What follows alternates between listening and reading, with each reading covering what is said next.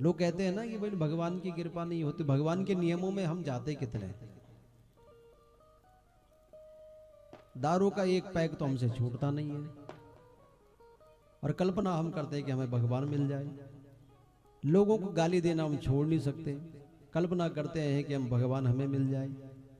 आपके अंदर विरक्तता कितनी है वो इस बात पर निर्भर करता है, विरक्त कितने हैं आप। और विरक्त का मतलब घर बार ही छोड़ना नहीं, बुरे व्यसनों को ही छोड़ना सबसे बड़ा विरक्ति है।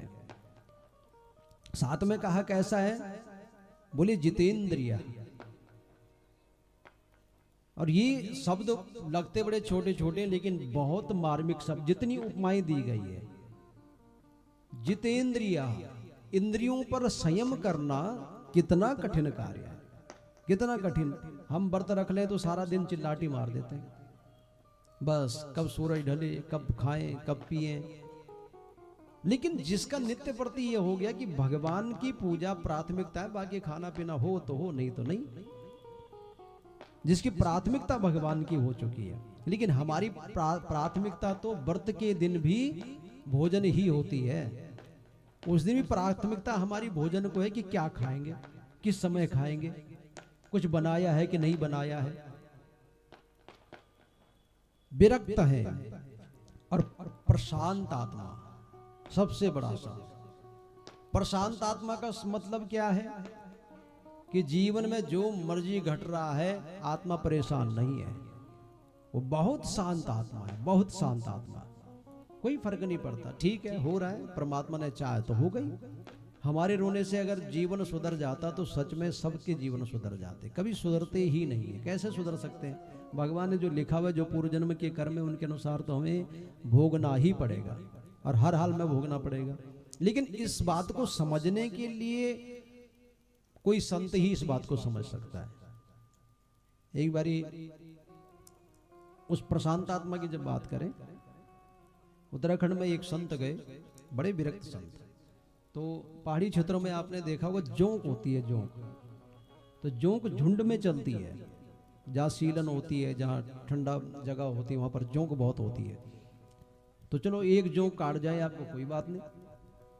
अब वो संत श्रीमान जी ने कहा कि बोले अगर ये जोंक मेरे खून से अगर तृप्त होती है तो कोई बात नहीं। तो किसी ने कहा कि देखो अभी तो एक चिपट रही है, 2 3 4 पता नहीं कितनी चिपट जाएंगी। और क्योंकि जब आप पानी में जाओ तो शरीर जब गीला हो तो पता भी नहीं चलता कि कहाँ खुजली हो रही है, क्या हो रही है, क्या नहीं हो रहा है, पता ही नहीं चलता उस चीज का। अब संत के ऊपर 1 जोंक, 2 जोंक, 3 जोंक, 4 जोंक, चढ़ते चढ़ते 50 चढ़ गई। जोंक खून बहुत चूसती है। अब जब सारा खून ही चूस गया, सबने कहा मर जाओगे। बोले कोई बात नहीं, अगर ये इनका जीवन आज का मेरे इससे चल जाता तो कोई बात नहीं। और ऐसे कहते कहते ही उस दर्द के मारे प्राण ही त्याग दिए। तो ऐसी प्रशांत आत्मा की जो सच में सर्वे भवन्तु सुखिनः की भावना से जीवन यापन कर सकते हैं, बहुत कठिन है। उसके लिए सब कुछ फिर न्योछावर करना पड़ता है। हो सकता है आपका घर बार भी बिक जाए, हो सकता है फिर हरिश्चंद्र जैसे आपको फिर शमशान घाट में जाकर के नौकरी करनी पड़े। तो ऐसे प्रशांत आत्मा है। लेकिन जब हम व्यावहारिक जगत में आते हैं तो फिर सुशीला की दृष्टि जाती है, फिर सुशीला परेशान है। सुशीला कहती है भैया तुम तो भजन पूजन पाठ में अपने प्रशांत आत्मा हो, जितेंद्रिय हो, सब कुछ हो, ठीक हो, लेकिन बच्चे क्या खाएंगे? अब ये कथा बहुत सच में मार्मिक भी है, हमारे जीवन पर निर्धारित भी है कि अगर हम सच में देखें तो व्यावहारिक जगत में परिवार को देखना भी बहुत जरूरी होता है। लेकिन अंत में जब देखेंगे, जब हम हरि भरोसे रहते हैं तो फिर परमात्मा अपने आप ही करता है। हमें चिंता होती है हम मर जाएंगे, हमारे बच्चे क्या करेंगे। अरे कभी कभी देखोगे तो माँ बापों के जीते जी तो बच्चे कभी तरक्की किए नहीं, माँ बाप टपके नहीं, उसके बाद बच्चों की जय जयकार हो गई।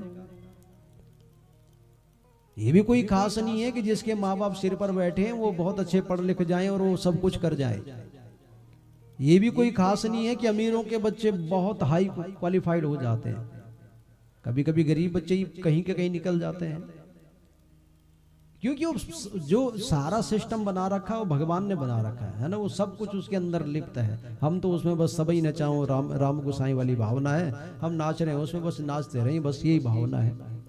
तो जब हम उस समर्पण भाव से रहते हैं, फिर द्वारिकाधीश कहता है कि जैसा सुख मेरा है ना, वैसे सुख मेरे दास का भी होगा, मेरे दास का भी उतना ही सुख होगा, उसको भी वही द्वारिकापुरी दूंगा। लेकिन वो उतना धैर्य दिखाना पड़ेगा कि द्वारिकाधीश को भी मजबूरन ये बोलना पड़े कि हाँ